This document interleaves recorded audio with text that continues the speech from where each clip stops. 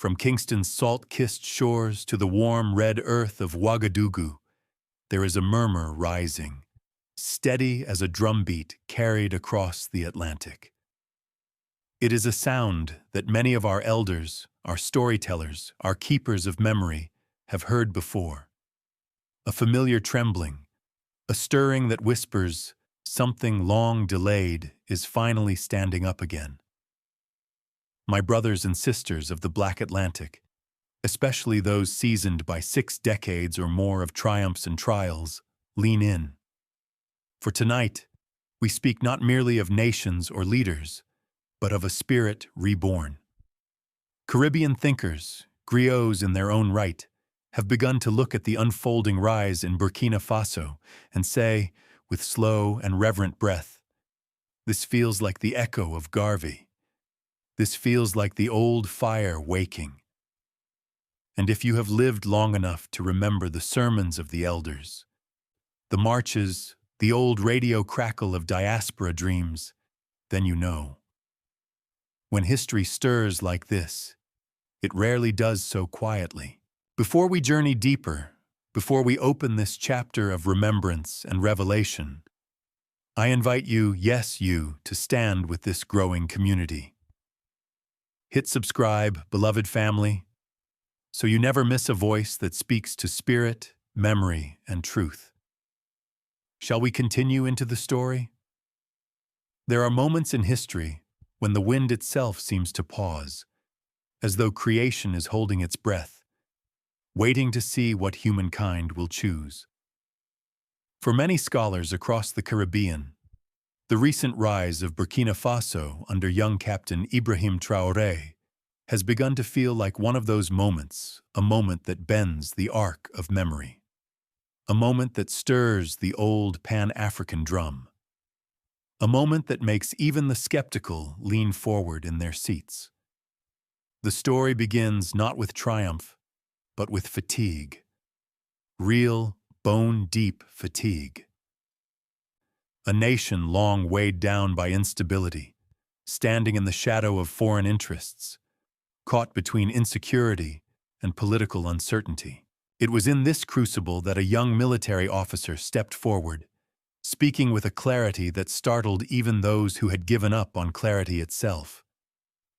And across the Atlantic, Caribbean intellectuals from Port of Spain to Montego Bay, from Bridgetown to Castries, rose from their desks, their microphones, their symposium chairs, sensing a shift.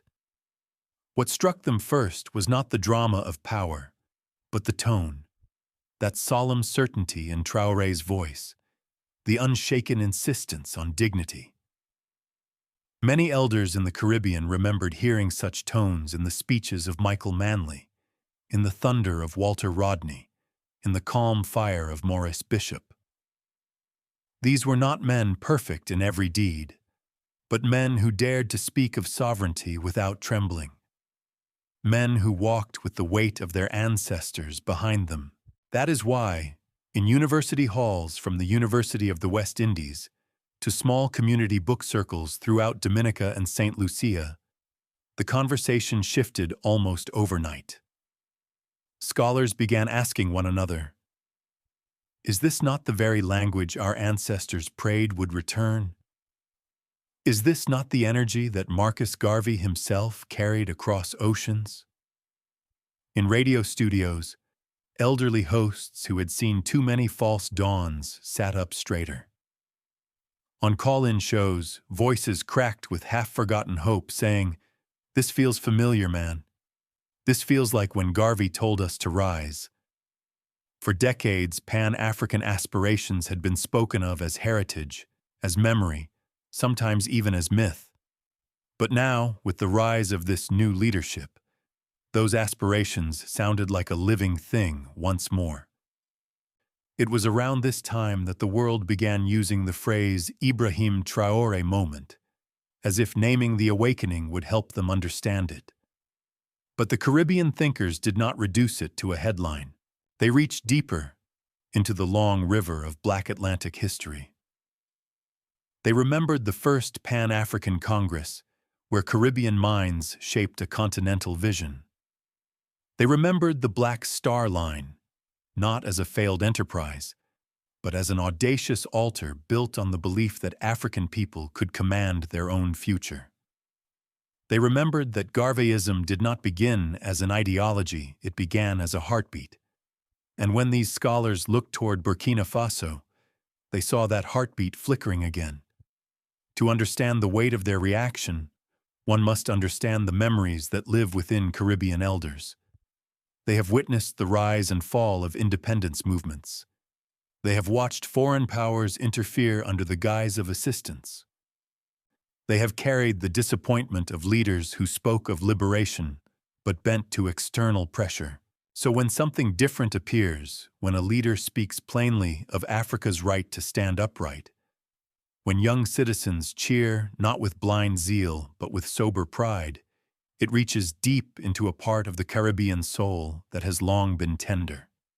Caribbean intellectuals began drawing parallels, not vague metaphors, but direct historical lines. They noted that Garvey's message had been global before globalization existed.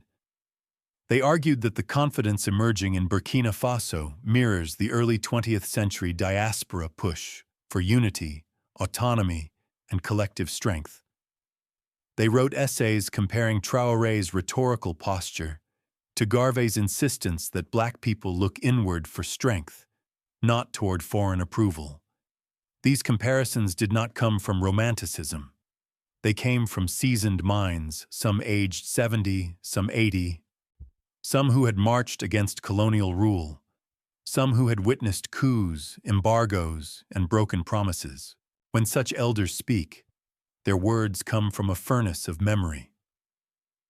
Yet what fascinated them most was not the political shift alone. It was the youth. The young men and women of Burkina Faso standing in crowds, raising not only flags, but principles. Caribbean scholars marveled at the discipline, the clarity, the refusal to be divided by old tactics.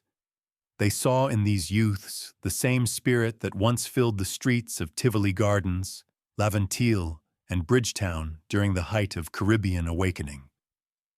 It was as though the past had reached forward and brushed a spark onto a new generation.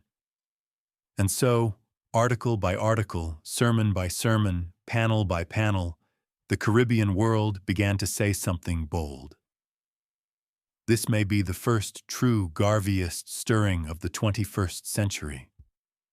But even as this sentiment grew, as scholars drafted papers and elders whispered prayers, one question hovered over the conversation, like a cloud gathering at dusk. A question that carries both promise and peril.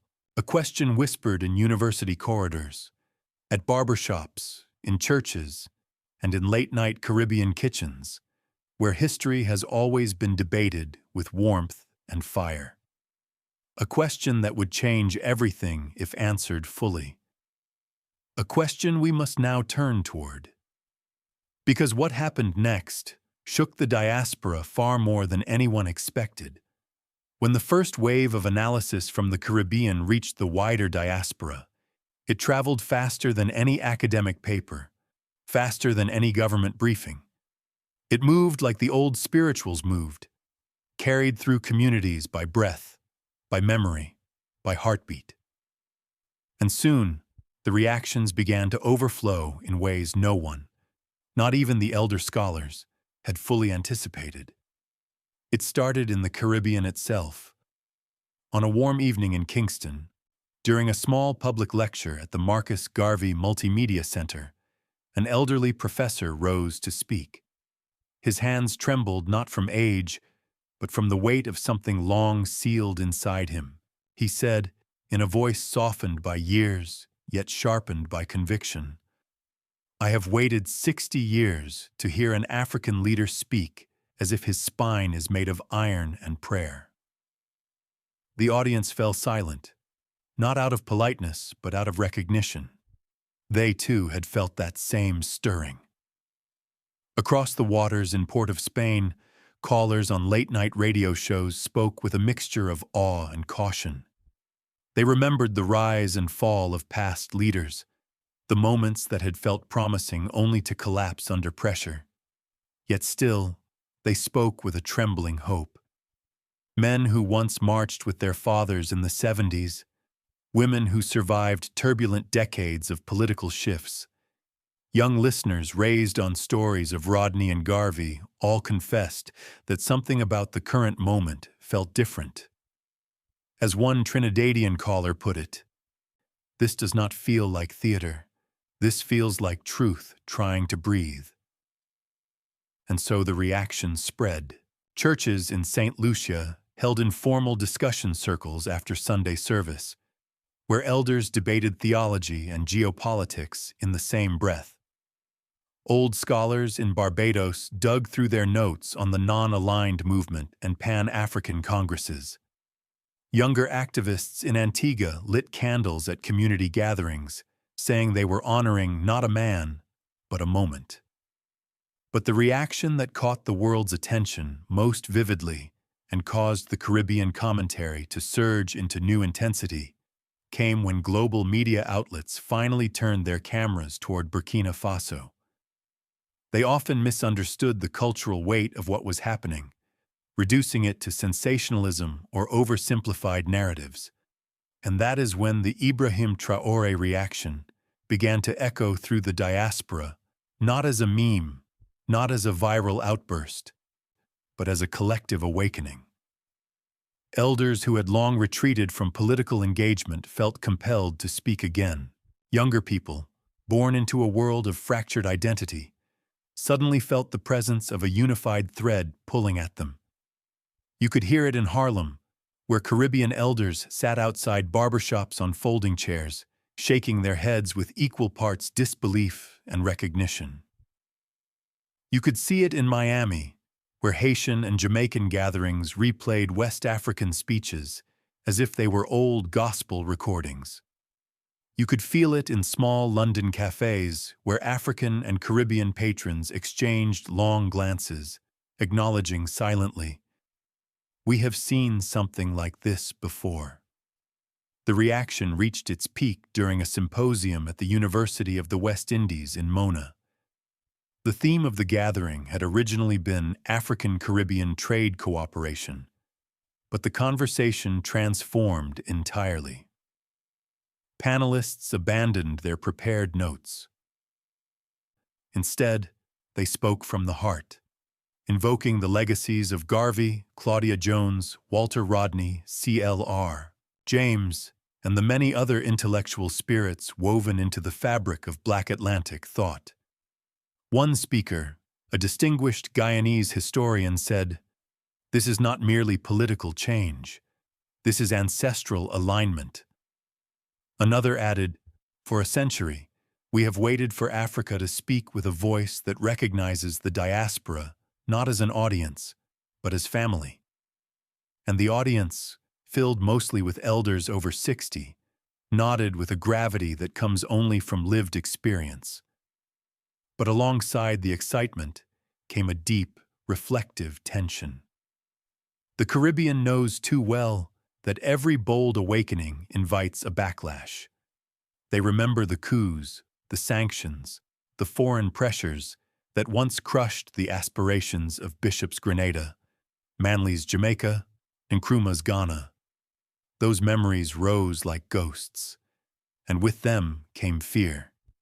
In private circles, Caribbean intellectuals voiced their concerns. Some asked, "Is the world prepared to accept an Africa that stands tall?" Others wondered, "Can a young nation survive the pressure that is surely coming?" And some, the oldest among them, simply whispered, "We have seen this dance before." Yet despite these fears, the reaction did not diminish. It deepened.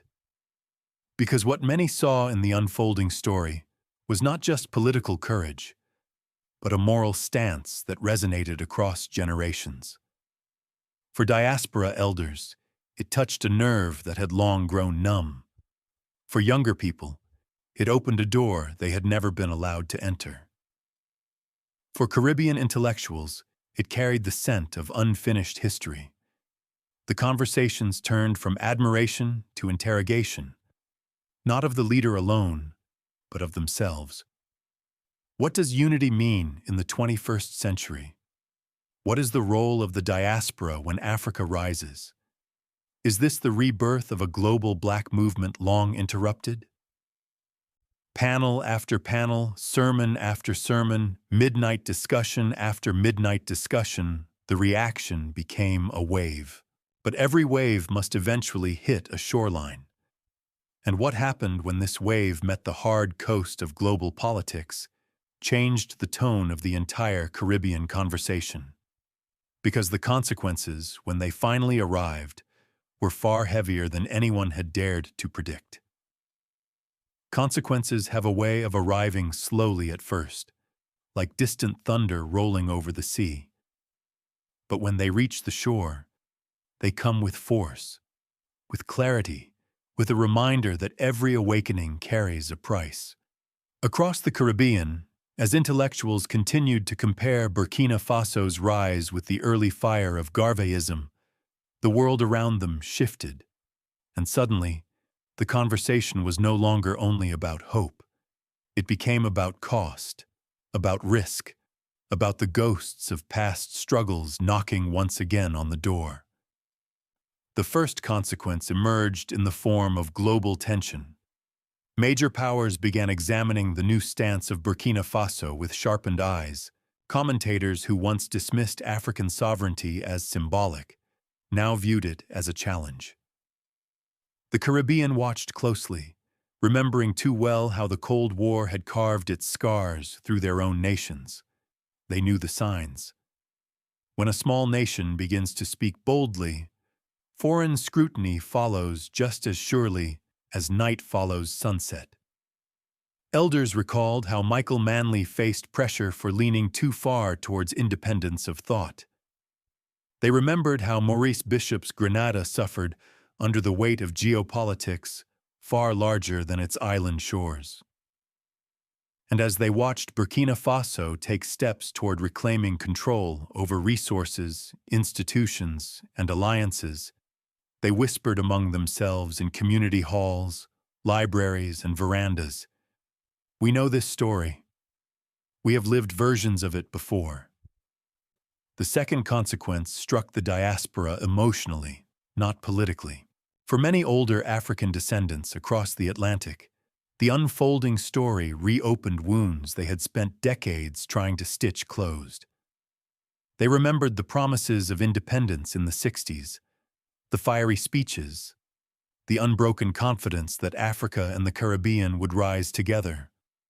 They also remembered how quickly those dreams were suffocated by coups, corruption, external pressure, and internal division. This is where the three great emotional currents began to surge. Righteous, weary anger. Not the anger of chaos, but the anger born from long memory. Elders in Kingston, Bridgetown, and Port of Spain asked why, after more than half a century, former colonial powers still held such influence over African destiny. Scholars spoke publicly about the continuity of extraction and destabilization disguised as diplomacy. Pastors preached about the spiritual injury of a continent repeatedly denied its voice, and in living rooms across the Caribbean, elders shook their heads with a pain that did not need to be spoken aloud. A soft regret, carrying the weight of history. Many intellectuals admitted that the diaspora had not always stood united when Africa needed them most. They reflected on old divisions between Caribbean and continental thinkers, on ideological rifts that fractured solidarity, on opportunities missed. Some said in trembling tones, "Had we held together, had we understood one another earlier, the rise of Africa might have come sooner." This regret was not weakness, it was truth, delivered with the humility of age. Bright, dangerous, necessary hope. The kind of hope that African descendants often hold quietly, as if guarding a small flame against strong winds. Caribbean intellectuals saw the youth of Burkina Faso standing firm, not with blind zeal, but with disciplined purpose. They saw African nations beginning to speak with one another more boldly. They saw diaspora communities reconnecting with seriousness rather than nostalgia. And hope, long dormant, began to stand up again. But consequences are not only emotional, they are structural. Governments across the West issued cautious statements. Media narratives began shifting, sometimes subtly, sometimes sharply. Analysts questioned whether the African continent was entering a new phase of autonomy, and in the Caribbean, public discussions intensified as people examined what a strong Africa would mean for their own identity, their economy, their geopolitical place in the world. Some feared that a rising Africa might expose long-standing neglect in Caribbean governance. Others believed it could become a lifeline for economic independence. But the most profound consequence was spiritual. The diaspora began to look at itself with new eyes. For the first time in decades, many Caribbean thinkers asked a question they had not dared to ask in public spaces. If Africa is rising with clarity and courage, what must we do so that we do not remain behind? This question spread like a spark through village squares, community radio stations, evening gatherings outside rum shops, and the quiet corners of university courtyards. Students debated whether the Caribbean was ready for deeper Pan-African integration. Elders wondered whether they would live long enough to see unity that was promised to their parents. Activists began studying treaties, trade models, and historical alliances. But the greatest consequence, the one that shook the diaspora most deeply, was the realization that unity, if it were to come, would no longer be symbolic. It would require real choices, real sacrifice, real transformation. For many, this was both exhilarating and frightening, and as the tension rose, as conversations deepened, as elders and youth alike began confronting the weight of history, a single question emerged that no scholar, preacher, or political leader could avoid. Could this truly be the rebirth of Garvey's dream, or will the world strike back before it fully awakens? You, watching now, hearing this, feeling this, what do you believe? Does this moment carry the spirit of the ancestors, or is it another wave destined to break too soon? Because the diaspora had barely begun asking these questions, when a larger, more global lens was forced upon the entire movement. And what the world saw and how it responded changed everything. When the gaze of the world finally settled upon the rising flame in Burkina Faso, it did so with the cold caution of nations that have seen the tides of history shift against their interests.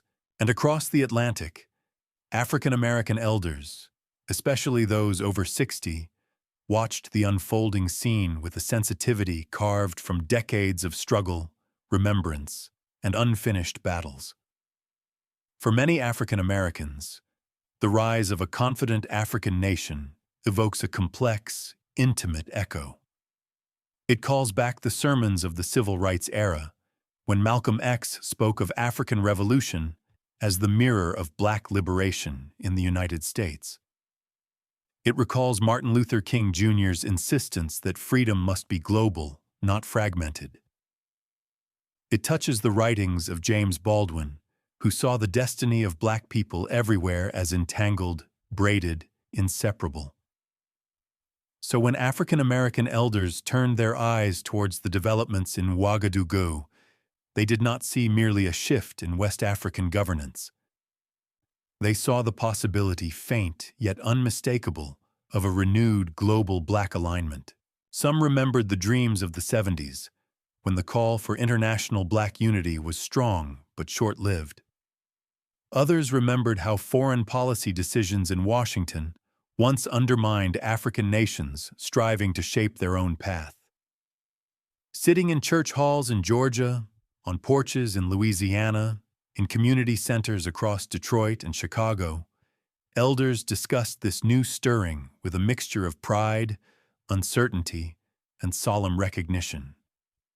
They spoke gently of the need for caution, but they also acknowledged the unmistakable pull of history repeating itself. Meanwhile, in the broader world, reactions varied sharply.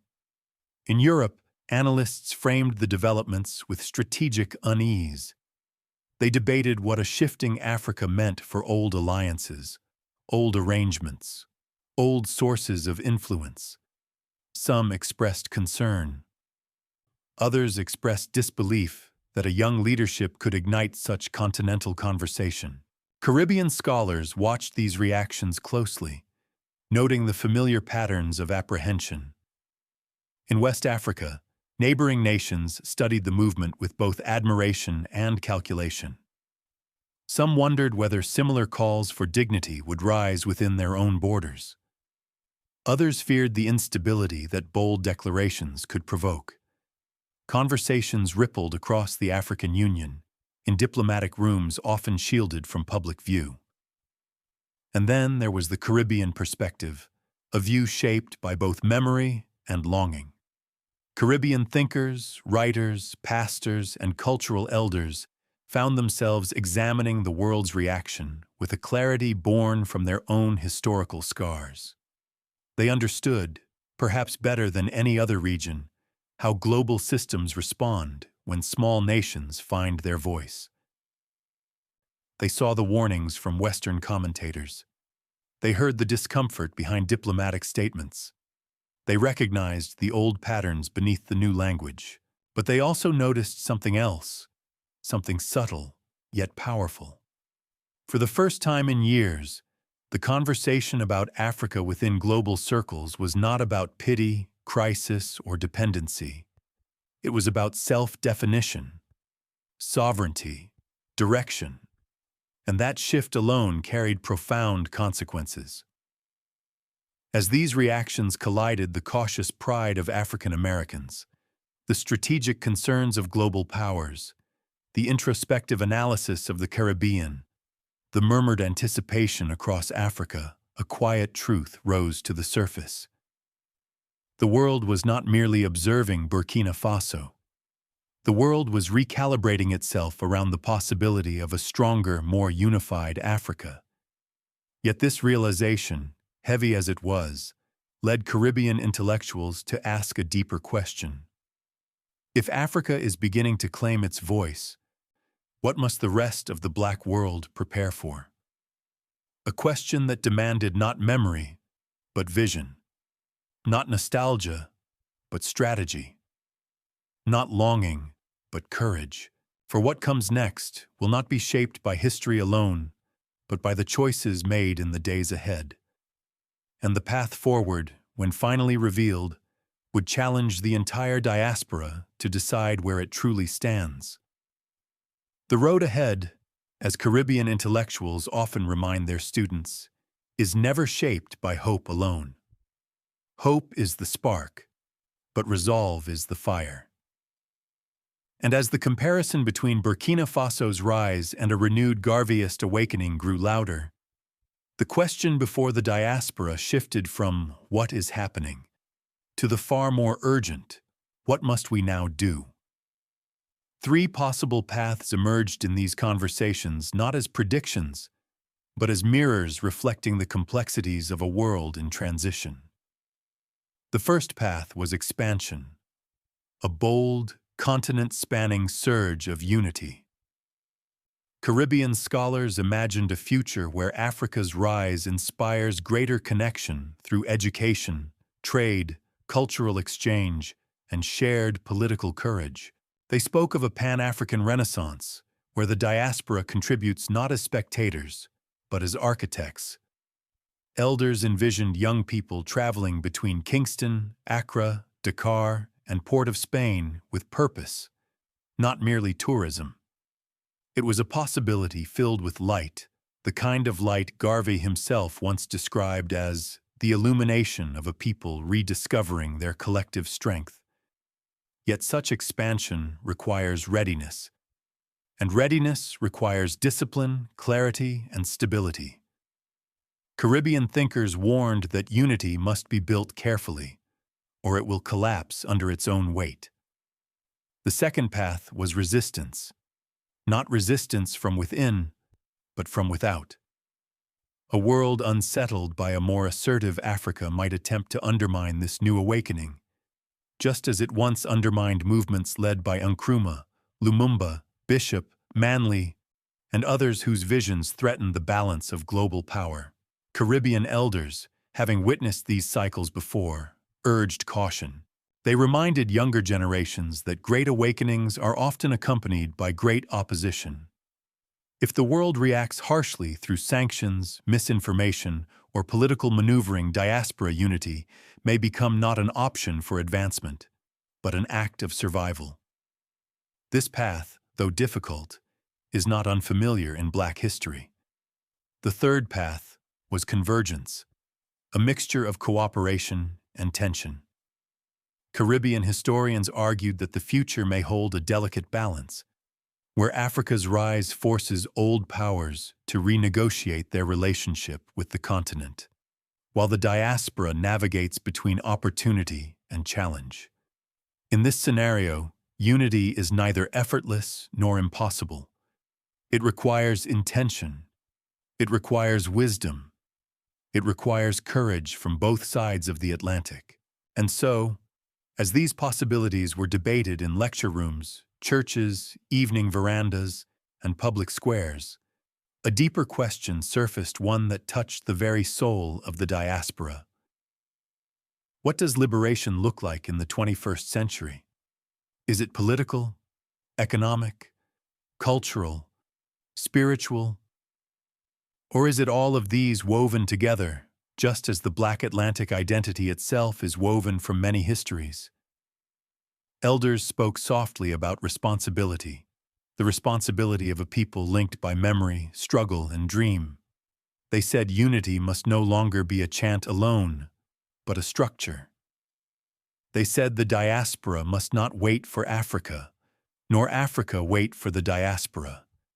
They said the moment demands mutual uplift.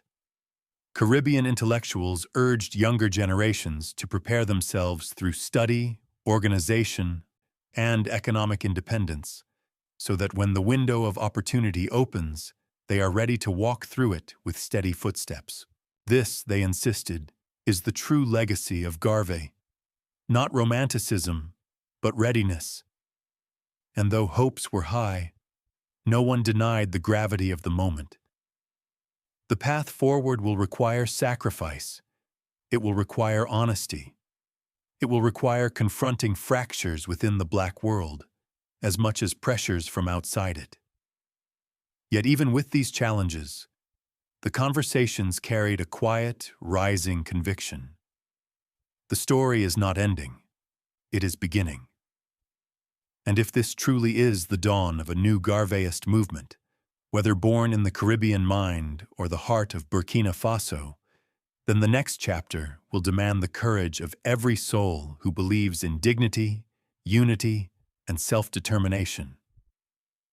Because the crossroads is no longer a theory. It is here, now, waiting. And the choice the diaspora makes next will determine the fate of generations yet unborn. And so, beloved family across the Black Atlantic, we arrive at the quiet after the storm, the stillness where truth settles, where memory breathes, where spirit speaks.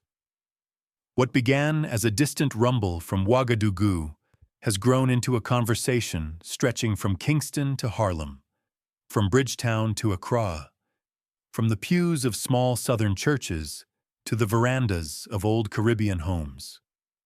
It is a conversation about dignity, about sovereignty, about the unfinished dream that Marcus Garvey carried across oceans. For many who have lived 6 decades or more, this era feels like a turning of the soil, a gentle but insistent reminder that our story is not finished. Some call it a new awakening. Some call it a long-delayed reckoning. Some call it an Ibrahim Traore moment. a spark that forces the world to pause and reconsider what a rising Africa truly means. And as Caribbean thinkers, African American elders, and continental scholars reflect together, another truth becomes clear. The diaspora is feeling a connection that was dormant for too long. But awakening is not enough. Memory alone is not enough. If this stirring is to become a movement, it must be carried by hands willing to build, by minds willing to study, by hearts willing to hope even after disappointment. For in every Garveyist moment, there is both promise and responsibility. Many elders across the diaspora have said that what we are witnessing is not merely political change, it is a call to unity, a call to readiness, a call to reclaim our fragmented history and weave it back into strength. This call echoes through the Ibrahim Traore reaction, not as a viral trend, but as a question placed gently yet firmly upon our collective spirit. And so I ask you, not as viewers, but as descendants of a proud, resilient people, what do you feel rising within you? Do you sense a shift in the air? Do you believe that this could be the second Ibrahim Traore moment, the one that teaches us not only to witness history, but to shape it? Share your thoughts, your memories, your hopes in the comments. Let your voice become part of this unfolding chapter. And before you leave, beloved family, if this message stirred something in your chest, if it awakened a memory, a question, or a spark, then stand with us. Subscribe, not out of routine, but out of recognition that stories like these are ours to tell, ours to guard, and ours to pass forward. Because the next chapter is coming, and it will demand all of us,